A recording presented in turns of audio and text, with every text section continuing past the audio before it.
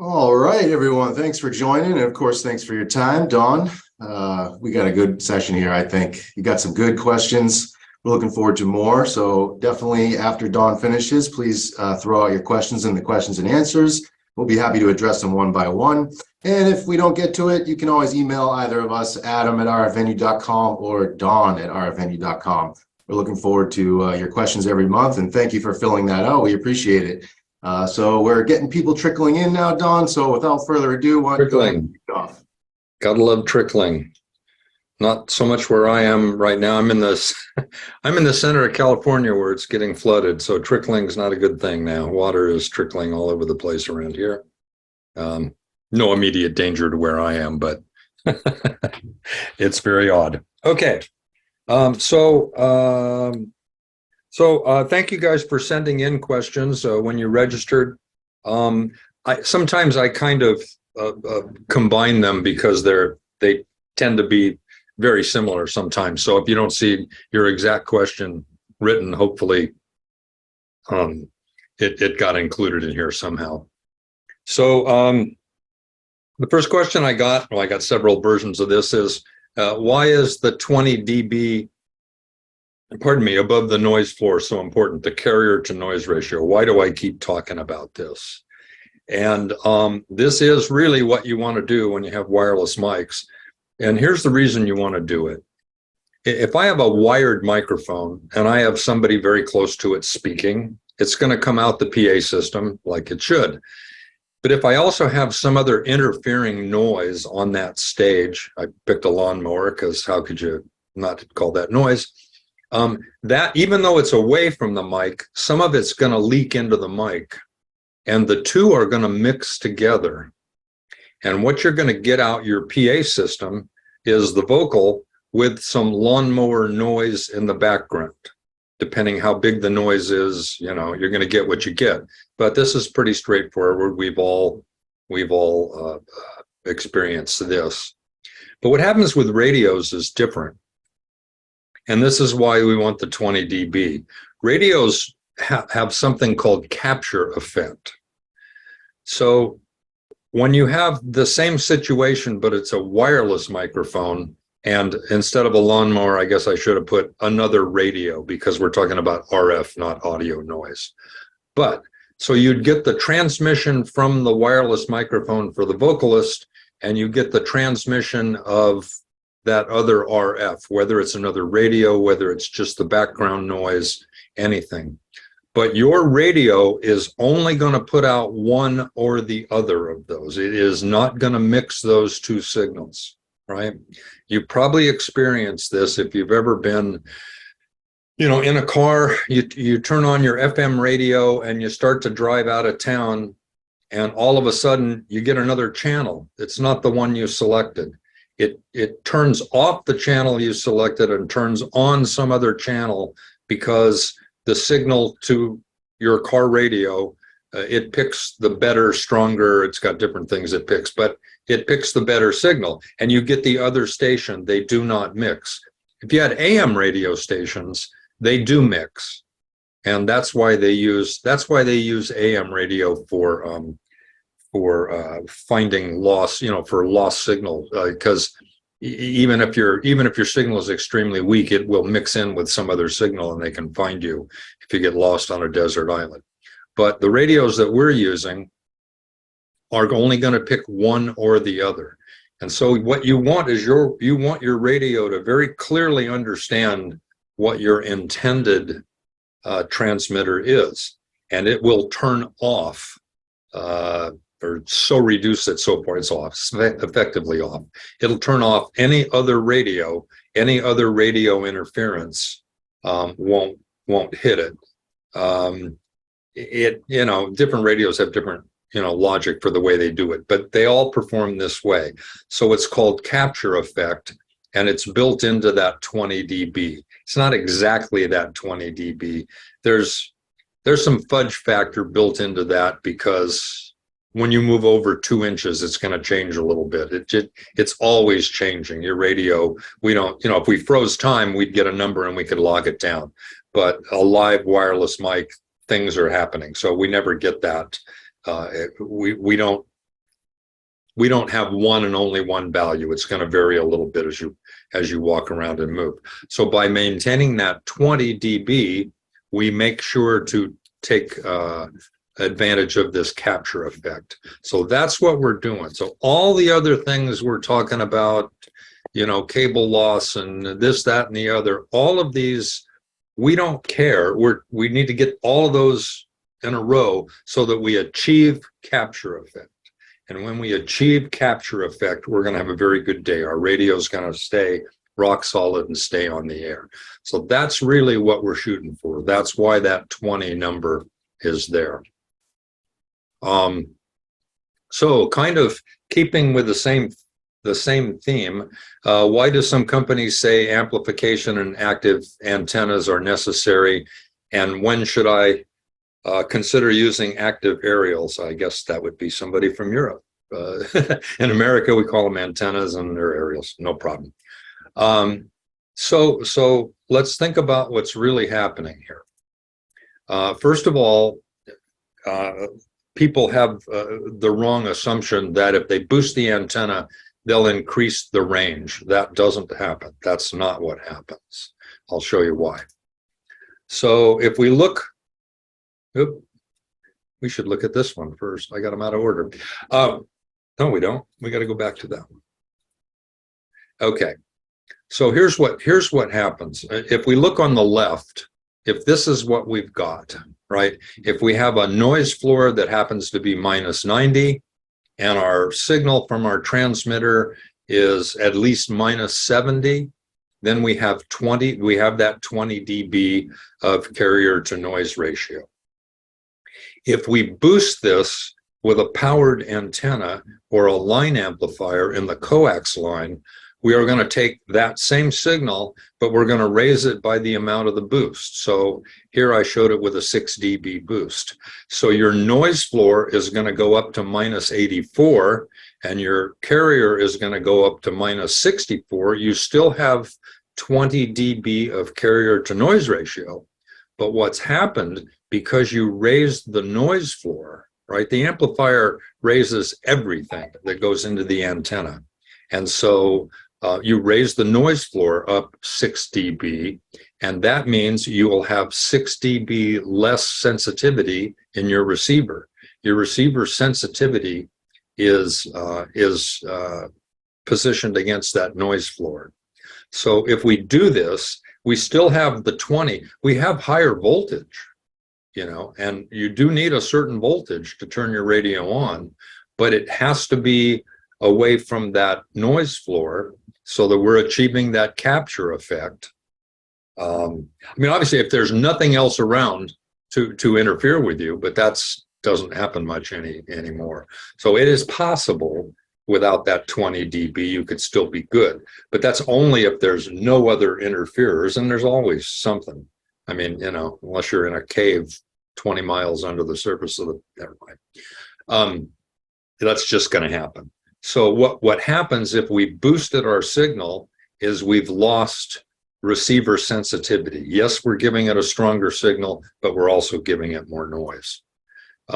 So when should I use an active antenna? Well, if we look at the example on the left with that same 90 dB noise floor, but now I've only got, you know, whatever that is, minus 84, minus 83. I've only got 13 dB of carrier to noise ratio. Now that voltage, maybe it's going to drop to a point, and it depends what brand and, you know, how expensive it was. There's a point at which it won't pick up anymore. And so you do need to amplify that. But look, you're bringing the noise floor with it. So whatever we've got there, you've raised the voltage, but you've raised the noise floor, which means your radio is not going to work well, and you're probably not going to achieve that capture capture effect, excuse me. So now you're totally at the mercy of what the ambient noise floor is. This probably isn't going to work. So the answer is really almost never do you want to use an active antenna. It's, 999 times out of 1,000, it's going to make your situation worse. It's going to make your system less reliable. So I don't really worry about the voltage much. It's really not much of a factor. There we go. So boosting the signal doesn't improve the carrier to noise ratio and reduces the receiver's sensitivity. So that's two things you don't want.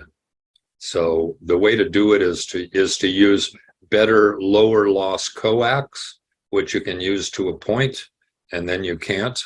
So if you use larger diameter wire, usually has less loss than smaller diameter wire, and 100% shielded, even better. So you want to use bigger wire to solve this problem.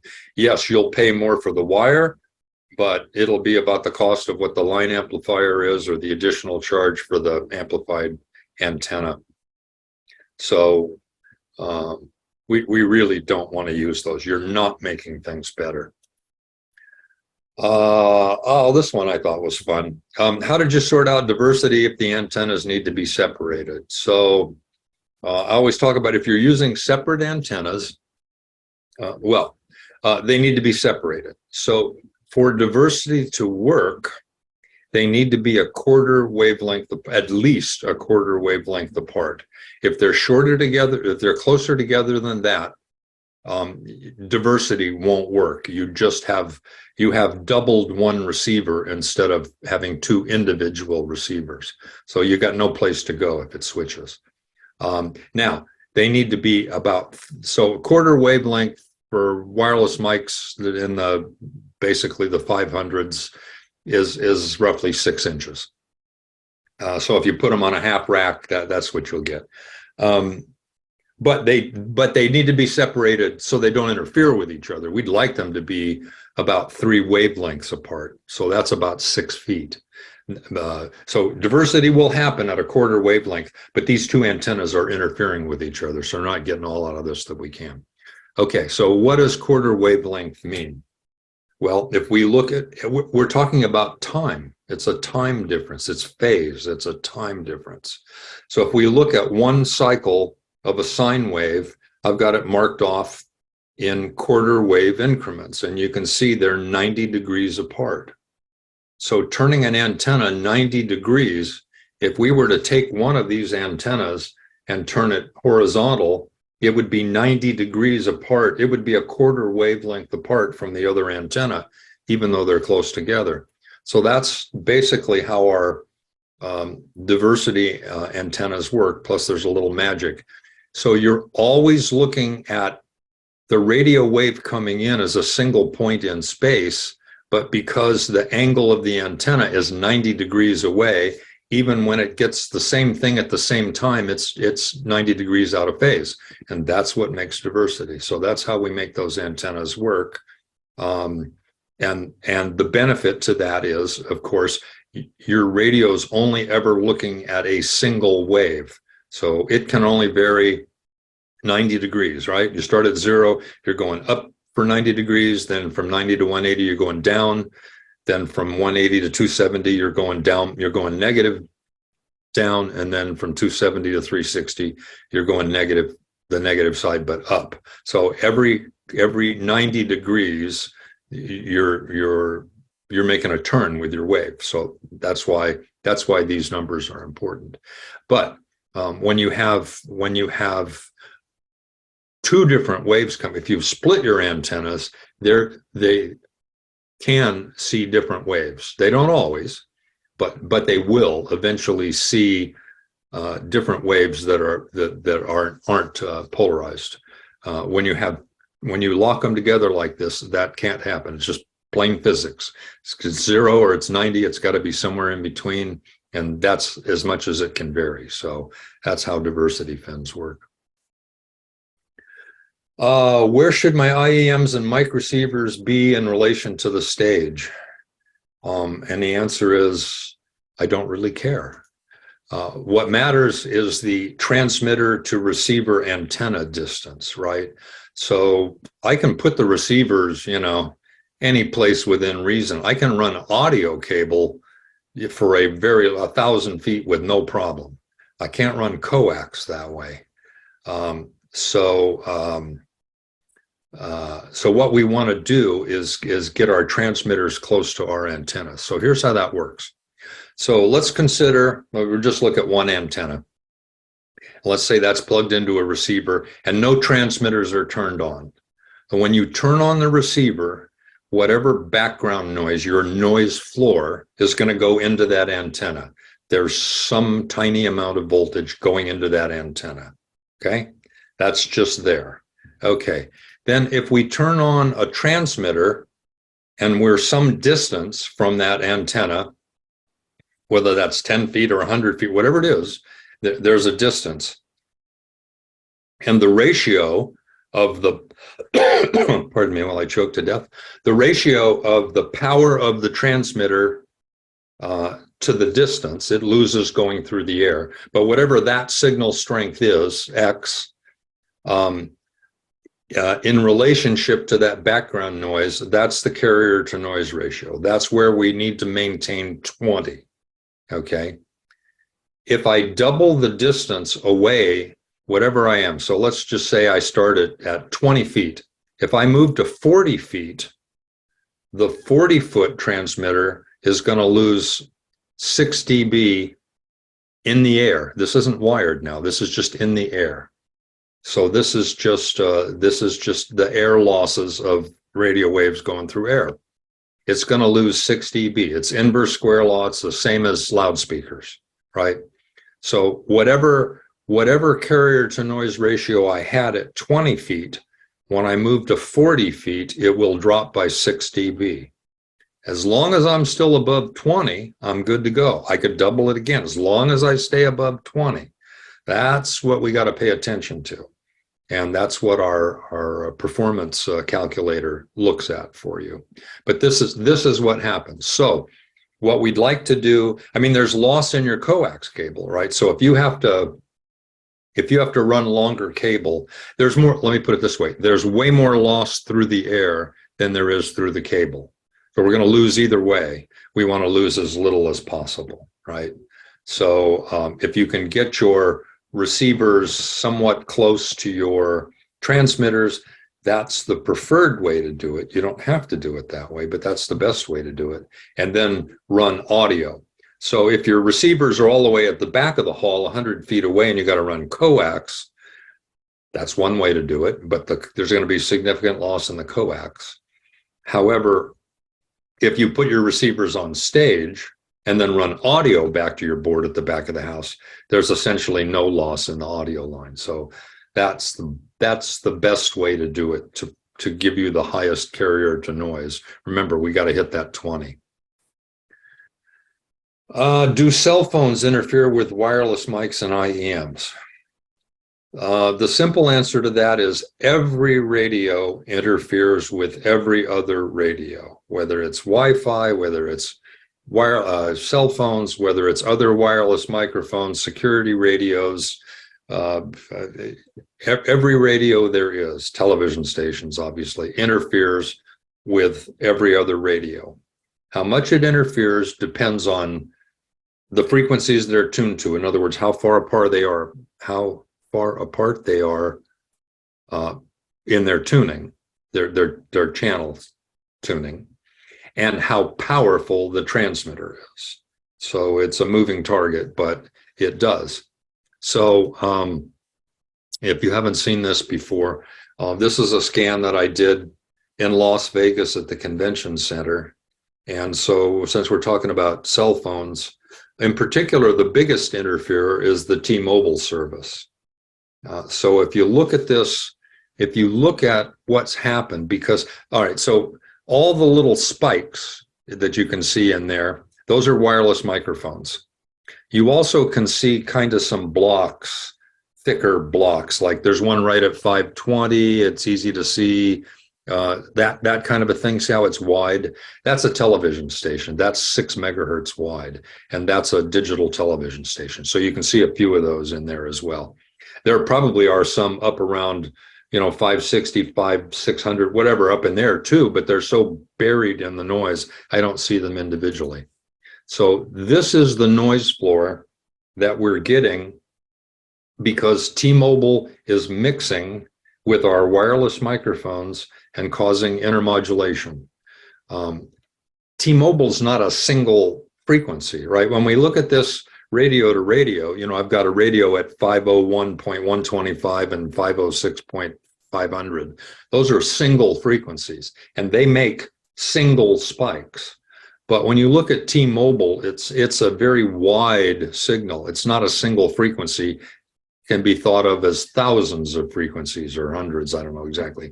But so the number of microphones that you're having to deal with is part of the reason for the noise floor. So when you're dealing with one microphone in T-Mobile, it's like one and another thousand. It's not like one microphone and another microphone. So if you see this area right there where the 560 is the dark green and all that, that's your noise floor. So if the T-Mobile's gone, we used bandpass filters here to block it. You can see all that interference goes away. The microphone, this is 15 seconds later than the first shot, so it's not exactly the same, but it's pretty darn close. You can see that all that junk that was there drops away. Now it's easy to see the television stations. Those are the kind of thick bars there that you're seeing in the 500s. Those are TV stations, but we cleared out all that junk at 570 to 600. It's pretty well all gone. You can still see there's some wireless mics there, but all the interference is gone. So if you're tuning a mic to 570 in this particular case, and your choice was there at 570 where the noise floor is, minus 95 or, minus 87 or something there, as opposed to here where it's below 100. So the noise floor is at that particular frequency is 17 dB lower. That means if I tune a mic there, my carrier to noise ratio is 17 dB better. See? Now I can handle that weak signal coming in because I dropped my noise floor. So all this stuff, that's why we keep going back to that 20. That's what I got to maintain, and there's different ways to do it. But so if the T-Mobile cell phones weren't turned on, they wouldn't be interfering. But of course, that's not going to happen anymore, is it? People aren't going to turn their cell phones off. I should say the higher frequency 5G phones, Verizon and AT&T, they're much higher up. They're at almost 4 gig. So they do make some noise in here, but it's very, very, very tiny. But every radio is interfering with every other radio. So yes, there is interference, but T-Mobile is primarily it.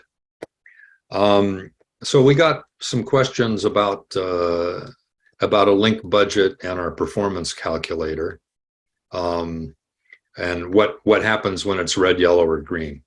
So again, the link budget, we need to know that we've got that 20.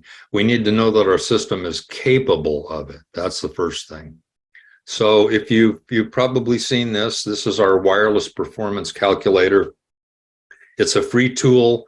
You go on our website, there's a button up on top. It now says performance tools because we've added another one, but let's talk about this one. So this is a shorthand way to do a link budget.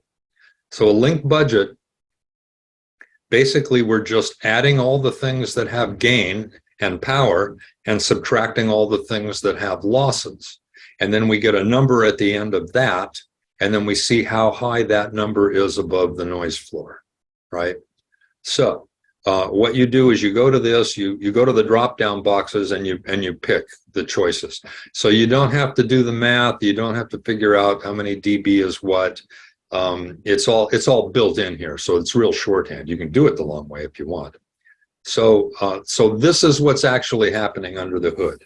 When you tell us what microphone you're using, what brand, and whether it's a handheld or a belt pack, we're looking at the transmitter gain, how many milliwatts of power are coming out of the transmitter.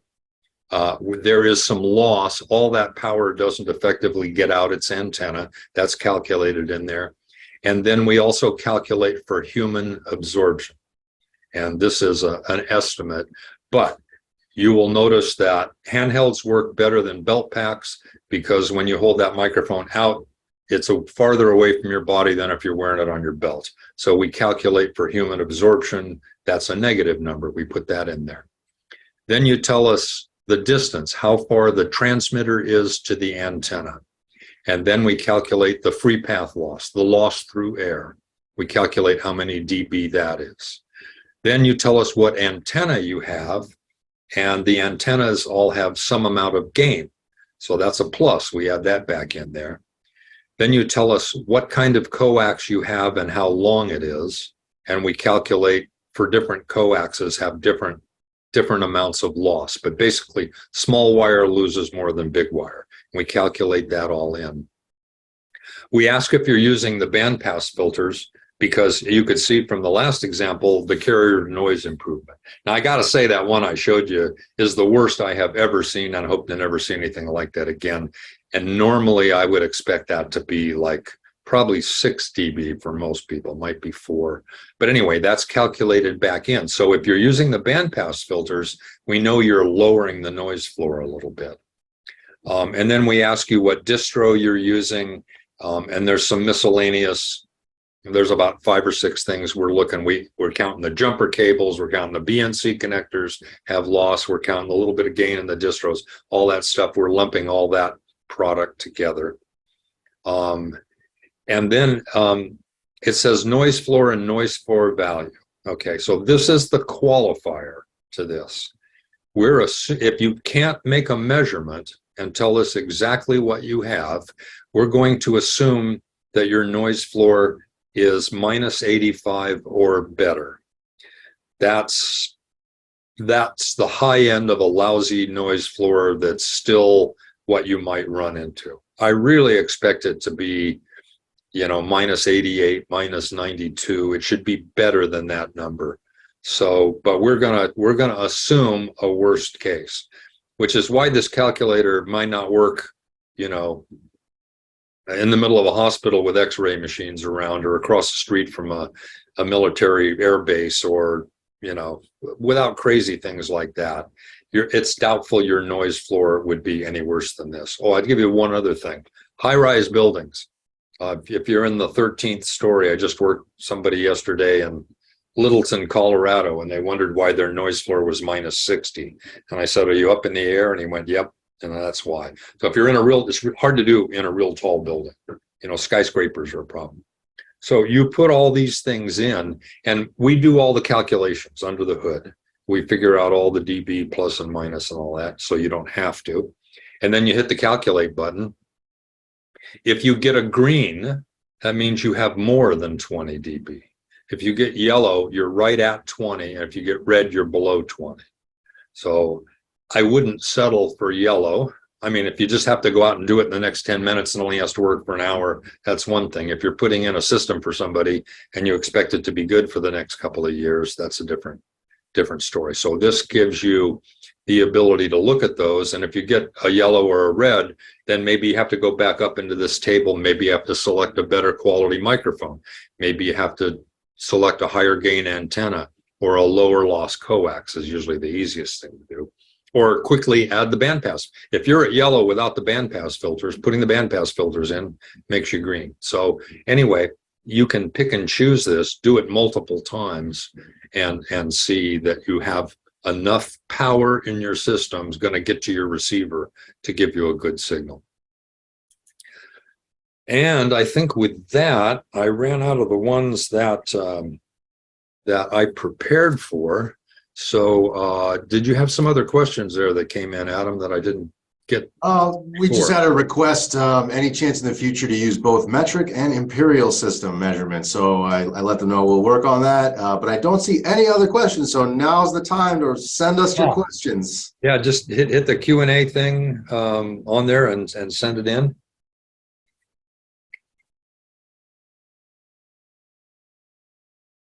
The metric system, gee. We're one of 3 countries in the world that don't use it. Actually, the official system of the United States is metric, but not that that means anything. I get the same question from my wife because she's from Turkey, so we're often butting heads on that. We got Yeah. one here. Maybe you know this as a signal jammer. Can you explain? Signal jammer. Well, a signal jammer just is another radio tuned to a frequency or a block of frequencies that you would like to use. In the United States, it's against the law. In 1939, they passed federal legislation that says the use of a jammer is actually considered larceny. It's a felony.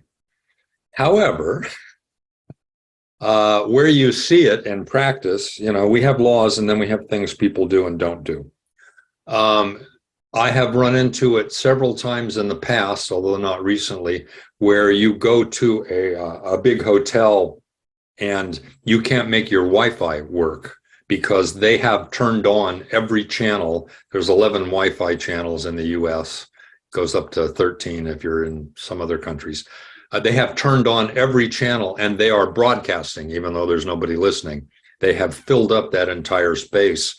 And what happens is you pay them to turn it off so you can use your own equipment. Somebody got fined a whole bunch of money for doing that. Big hotel got fined a lot of money for doing that, but it still happens. But jamming is illegal. So, I guess if you've got an F-16, you can do whatever you want because you got an F-16, right? So, military use it for those kind of purposes, but for anything, that isn't like that, it's a felony in the United States to do. So, that's what I can tell you about jamming. There's no way around it, right? If somebody is broadcasting on the same frequency you are, you either have to move to another frequency or you have to take them off the air. There's no way to do that without going over and switching off their radio or moving yours to another channel. There's no other cure for it that I know of. Gotcha. So. I think that answered his follow-up question as well. Here's a pretty straightforward one, which we're constantly talking about these days. Can you explain how to use the bandpass filters? How to use the bandpass filters. So the bandpass filters are used with wireless mic receivers, right? Because when you stick an antenna on your wireless mic receiver, it is looking and seeing every electromagnetic wave from DC to light. All of them are going in there, right? But your radio only wants to look at your transmitter. So what we're trying to do is eliminate as much garbage going in. If we were talking about audio, we'd be talking about cutting off the treble and cutting off the bass so we could just pay attention to the mids, right? That's what they do. Okay, so what you do is you put them between your antenna and your distro. It doesn't matter a whole lot which end it's at. Theoretically, it's better closer to the receiver than closer to the antenna, but in practice, that makes almost no difference. I would make that choice based on any kind of mechanical decisions. What's easier to install, what's easier to protect, that kind of thing, because it makes, 0.00 something that doesn't make any real difference in the world. And so you have to have one on each antenna, because if you didn't, you'd have one clean antenna, and then if your positioning on stage caused your radio to want to switch diversity to the other antenna, your other antenna would be dirty, and it may not be able to work on that frequency that it could work on the clean antenna. So you have one for each side of the antenna, and then you run that into your distro, and then it covers all the microphones that are connected to your distro. So you can use it. You could use it directly into a single receiver. Kind of expensive, but if that's what you need to do, because that you need a high reliability single radio, then you use a pair into your single receiver. But if you go into your distro, then if you've got 2 mics or 200 mics connected to your distribution system, it covers all of them. Then even you can, if you have both high band and low band mics, for example, if you're using 50 microphones and they don't all fit, you can actually split. You could have one set of distros you'd split the antenna coming in and you'd send it to 2 different filters and then 2 different distro systems. And then each system would be covered. But that's that's how we do that. Very cool. Thank you, Don. Here's some good ones for you. My rack is in another room with the receivers. Can I run coax and hide diversity antenna above the ceiling tile in the meeting room? How much of an impact does fiberglass or mineral-based ceiling tile have on carrier? Usually not much, but I haven't tested every single tile there is in the world. If your tile has metallic flakes in it, that would not be good. But if it's just standard ceiling tile with a million holes in it, it's going to block it a little bit, but not a whole lot. I wouldn't worry about it much, unless, again, we go back to the performance calculator and I'm getting yellow. And then I'm thinking about mounting, because it didn't ask you if you were going to mount your antenna above ceiling tile. If you're going to mount your antenna above ceiling tile, it's going to get worse. So not much worse, but even just a little. So if you were that close, I wouldn't do it. But normally, I wouldn't worry about it very much. You should be able to mount an antenna above ceiling tile. You just don't want to put it directly over the grid, right?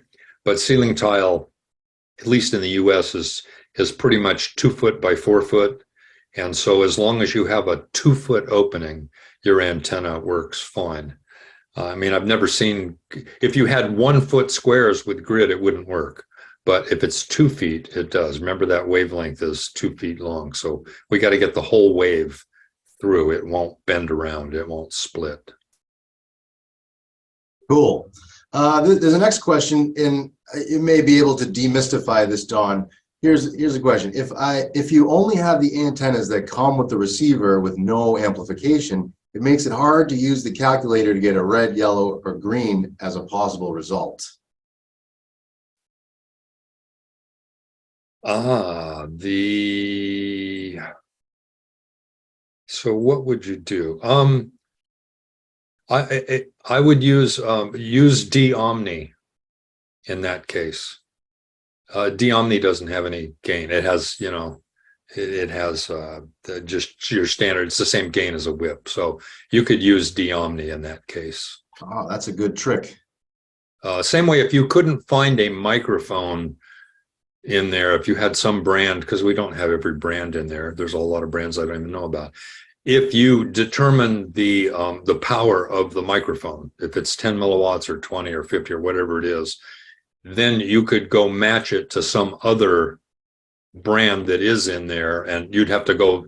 It would take a little work because you're going to have to figure out, which Shure microphone or which Audio-Technica microphone has the same power, and then you could tell it it's that microphone. It doesn't know from brands. It's just looking at power. So you could do that as well. Very cool. That looks like all the questions. So if there's any more, now's your last chance before we close this up, and we'll be sending you a short survey. Fill that out for us. We appreciate your feedback as always.